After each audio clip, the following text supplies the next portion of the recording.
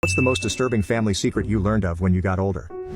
1. My grandma's sister died when she was 15, hit by a car right in front of the family house. Well, my uncle bought the house years ago and found her hidden journal. Turns out great-grandpa was abusing her and she unalived herself. 2. My mom always told me my father had died in Vietnam during the war.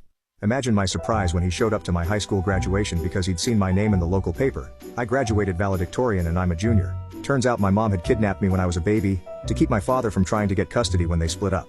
He lived about an hour away from me the whole time I was growing up and neither of us knew it. 3. Hell of a lot lighter than 99% of this thread, but I didn't find out until like 15 years after the fact that when my uncle divorced his wife and got with another woman was because they were swingers and the husbands decided to just swap wives. Now they're hardcore Bible thumpers. 4. One of my mom's sisters died of SIDS in the 50s.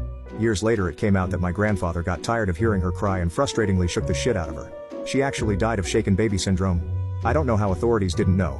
5. Great-grandparents living in Europe lost all their kids in the Spanish flu epidemic. Immigrated to the US and just popped out 5 more kids. Wild. 6. That we weren't really poor. Rather, I wore ratty clothes, never got any toys, and would frequently go hungry simply because my mom just didn't give a shit about me. I was 18 when my mom told me that she started to panic when she had less than $50,000 in savings. This was in the early 2000s. Bright side, it taught me not to buy stupid shit. Dark side, nostalgia for games, toys, movies, trips etc. doesn't exist.